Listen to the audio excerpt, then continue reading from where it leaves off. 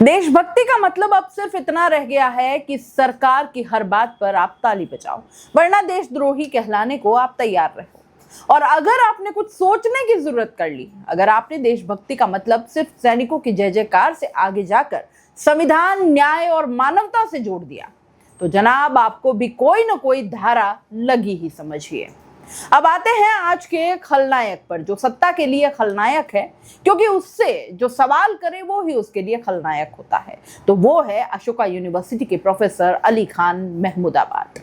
हरियाणा के सोनीपत से इनकी गिरफ्तारी हुई है और वजह है एक फेसबुक पोस्ट। हाँ जी, वही फेसबुक जिस पर लोग रोज सुबह उठकर राष्ट्रवाद की डकारे लेते हैं। वहीं पर एक प्रोफेसर ने जब कुछ सच लिख दिया, कुछ सवाल पूछ लिए, सत्ता को चुभने वाले सवाल लिख दिए, तो सत्ता के पेट में भयंकर दर्द हो गया। और पोस्ट क्या थी, सुनिए और खुद तय कीजिए।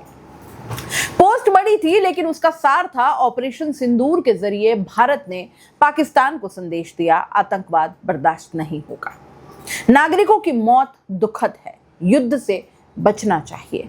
युद्ध का समर्थन करने वाले अक्सर न युद्ध देखते हैं न संघर्ष क्षेत्र। महिला अफसरों की भूमिका सराहनीय है, लेकिन इस देश में मॉब लिंचिंग, बुलडोजर राजनीति और नफरत के शिकार लोगों को भी बराबरी की सुरक्षा मिलनी चाहिए। बस यही कह दिया और हो गई गिरफ्तारी। अब भैया देशभक्ति में मॉब लिंचिंग का जिक्र, देश की सेना की तारीफ करते हुए सरकार की आलोचना। इतनी स्वतंत्रता अब इस देश में किसे दी जाती है? 2 FIR हो गई साहब। सोचेंगे 2 FIR कैसे? तो आपको बता दूं कि एक तो अगर कोई देश में कहीं भी भाजपा का नेता या फिर कोई छुटभैया नेता भी है, तो वो किसी के भी खिलाफ FIR दर्ज करवा सकता है। पुलिस बिना कुछ सोचे समझे FIR दर्ज भी कर लेती है, और यही हुआ एक बीजेपी युवा मोर्चा नेता की शिकायत पर। दूसरी, हरियाणा महिला आयोग की अध्यक्ष रेणु भाटिया की ओर से यह FIR दर्ज हुई। अब धाराएं भी पढ़िए तो लगेगा कि बंदे ने फेसबुक पोस्ट नहीं, कोई युद्ध छेड़ दिया हो। 196 यानी नफरत फैलाना, 197 राष्ट्रीय एकता के खिलाफ बयान, 152 भारत की अखंडता को खतरा, 299 धार्मिक भावनाओं को भड़काना और महिलाओं का अपमान भी, क्योंकि उन्होंने 2 महिला अधिकारियों को ढोंग शब्द से जोड़ा था। लेकिन ठहरिए जनाब, ये वही देश है जहां राजनीतिक नेता जातिगत टिप्पणियां कर लें, उन पर कोई FIR नहीं होती। किसी मंत्री के बेटे का ट्रैक्टर 3 किसानों पर चढ़कर उन्हें रौंद जाए, वो भी जमानत पर छूट जाता है। मंत्री रेपिस्ट को माला पहनाए, सरकार चुप रहती है, कोई सवाल नहीं करती। अरे जिस सेना का हवाला देकर प्रोफेसर अली खान पर FIR दर्ज हुई, उसी सेना की कर्नल, देश की बेटी सोफिया कुरैशी को भाजपा का एक मंत्री आतंकी की बहन बोल देता है सरेआम, और पुलिस ने अभी तक उसको गिरफ्तार तक नहीं किया। यहां तक कि हाईकोर्ट ने पुलिस को फटकार लगाई, लेकिन बावजूद इसके मंत्री न गिरफ्तार हुआ, ना ही भाजपा, जी हां, यही राष्ट्रवाद का नारा लगाने वाली भाजपा ने देश की बेटी को आतंकी कहने वाले अपने नेता, अपने मंत्री के खिलाफ कोई कार्रवाई की है। लेकिन एक प्रोफेसर जो सत्ता के नैरेटिव से अलग सोच रखता है, जो सवाल पूछने की हिम्मत रखता है, उसे 2 दिन की हिरासत मिल जाती है। वह सरकार, क्या न्याय, क्या संतुलन है आपका? अब सुनिए सत्ता समर्थकों का लॉजिक। देश की सेना का अपमान हुआ, जो उसको विजय शाह अपने मंत्री वाले मामले में कहीं नजर नहीं आया। महिलाओं का अपमान हुआ, जो खुद के नेता इतने महिलाओं के बारे में बोलते हैं, वहां अपमान याद नहीं आता। देश की एकता को खतरा, तो भाई क्या अब देश की एकता एक फेसबुक पोस्ट से खतरे में पड़ जाती है?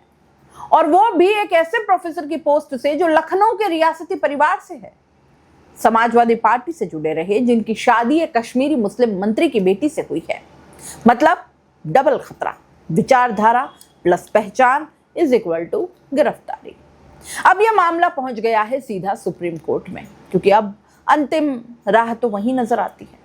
वरिष्ठ वकील कपिल सिब्बल ने सीधा सवाल इस पूरे मामले को लेकर उठा दिया है कि क्या देशभक्ति अब सरकार से सहमति का नाम हो गया है? CJI BR गवई और जस्टिस ऑगस्टीन मसीह ने केस को लिस्ट कर दिया है। मतलब आने वाले 2 दिन भारत के लोकतंत्र की अब असली परीक्षा होगी। लेकिन कुछ सवाल है दोस्तों जो हमारे लिए छोड़ दिए गए हैं। क्या अब अभिव्यक्ति की आजादी सिर्फ सरकार की तारीफ करने तक सीमित है? इसके उलट अगर आपने सवाल पूछा तो आपकी अभिव्यक्ति की आजादी छीन ली जाएगी, आप पर केस कर दिए जाएंगे, आपको अंदर कर दिया जाएगा। क्या लोकतंत्र का मतलब है सिर्फ वही बोलो जो सत्ता सरकार सुनना चाहती है, फेवरेबल वर्ड्स? क्या राष्ट्रवाद का नया पैमाना यही है कि आप युद्ध का जयघोष करें लेकिन शांति की अपील करने वालों को सलाखों के पीछे डाल दें? और सबसे बड़ा सवाल, जब विदेश सचिव विक्रम मिस्री और कर्नल सोफिया कुरैशी तक को ट्रोल्स नहीं बख्श रहे तो इस देश में कोई भी सुरक्षित नहीं है, न प्रोफेसर, न पत्रकार, न सैनिक, न छात्र। एक फेसबुक पोस्ट पर गिरफ्तारी ये कोई आइसोलेटेड केस नहीं है दोस्तों, याद रखिए ये एक पैटर्न है जहां सवाल पूछना गुनाह बन गया, जहां सोचने से पहले एफआईआर याद आती है, जहां देश प्रेम अब एक पार्टी का मैनिफेस्टो बन गया है। तो अंत में यही कहना होगा, अगर आपके विचार सत्ता से मेल नहीं खाते तो अपने मन की बात लिखने से पहले बेल बॉन्ड जरूर तैयार रखिएगा दोस्तों। और हाँ, अगर देश से प्यार है तो सरकार से सहमत होना अब अनिवार्य है, वरना अगला नंबर आपका भी हो सकता है। लाइक करें, शेयर करें और कमेंट में जरूर बताएं कि आप इस पूरे मामले पर क्या सोचते हैं और क्या अली खान महमूदाबाद की गिरफ्तारी जायज है या ये हमारी लोकतांत्रिक आवाज को दबाने की एक और कोशिश भर है। आप इस पूरे मामले पर क्या सोचते हैं? कमेंट बॉक्स में आपकी राय का इंतजार रहेगा। नमस्कार।